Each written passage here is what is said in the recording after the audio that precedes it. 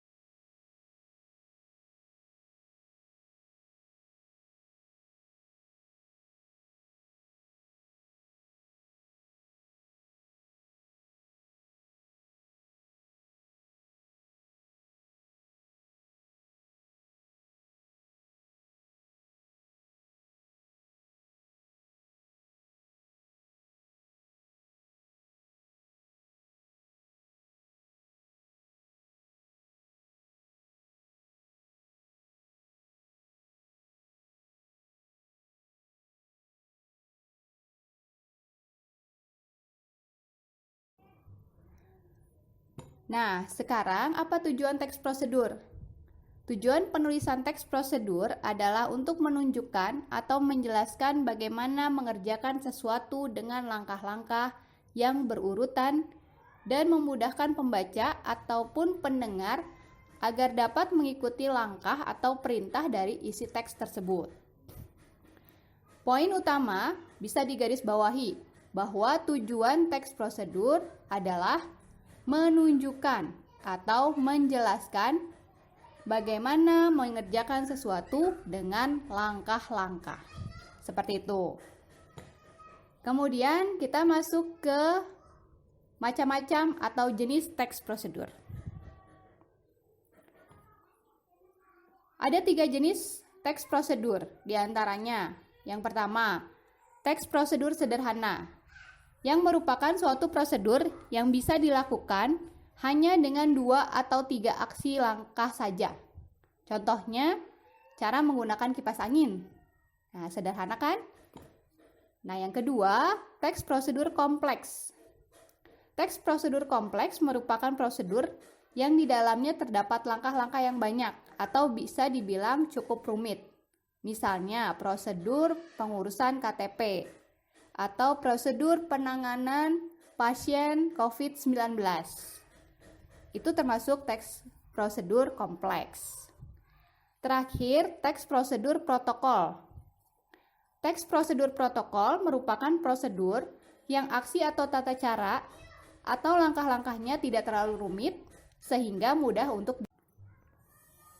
Nah, itu tadi pengertian, tujuan, serta macam-macam teks prosedur. Mudah-mudahan sedikit paham mengenai teks prosedur ini ya. Kita lanjut sekarang ke ciri-ciri teks prosedur secara umum.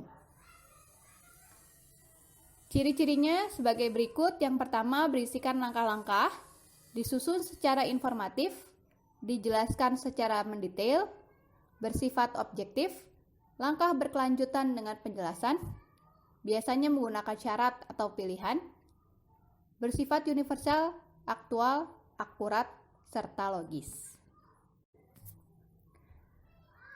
Nah, bagaimana struktur dari teks prosedur itu sendiri? Struktur yang ada di dalam teks prosedur diantaranya sebagai berikut. Yang pertama, mulai dari judul. Judul dalam teks prosedur diartikan sebagai suatu aktivitas atau kegiatan yang akan dibuat atau dilakukan. Setelah judul ada tujuan yang disampaikan di paragraf awal atau kalimat pengantar.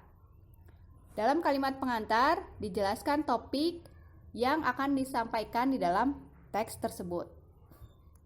Setelah tujuan biasanya ada paragraf langkah-langkah. Nah, di dalam pengembangan langkah-langkah ini ada dua. Bisa menggunakan poin per poin atau bisa juga menggunakan pengembangan paragraf. Jika menggunakan poin per poin atau urutan, langkah-langkahnya tetap dijelaskan secara berurutan atau bersifat kronologis. Jika langkah-langkah yang akan disampaikan mengenai pembuatan atau memproduksi sesuatu, sebelum langkah-langkah biasanya disampaikan terlebih dahulu bahan dan peralatan atau material yang digunakan. Contoh, jika kalian mau membuat tulisan mengenai resep nasi goreng, maka sebelum kalian menyampaikan langkah pembuatannya, disampaikan dulu bahan untuk membuat nasi goreng. Kemudian baru disampaikan urutan cara memasak nasi goreng, mulai dari urutan pertama sampai langkah terakhir. Selain itu, jika kalian ingin mengembangkan tips atau kiat-kiat, maka kalian bisa mengembangkannya melalui pengembangan paragraf, mulai dari paragraf langkah awal hingga langkah terakhir yang disarankan kepada pembaca terkait topik yang telah ditentukan. Seperti itu. Dan yang terakhir, di paragraf akhir ada penegasan ulang, berisi tentang harapan atau manfaat apabila langkah-langkah atau petunjuk dilakukan dengan baik. Bagaimana? Apakah kalian sudah paham mengenai apa itu teks prosedur? Sampai di sini dulu materi teks prosedur hari ini. Pekan depan kita lanjutkan dengan kaidah kebahasaan yang digunakan di dalam teks prosedur.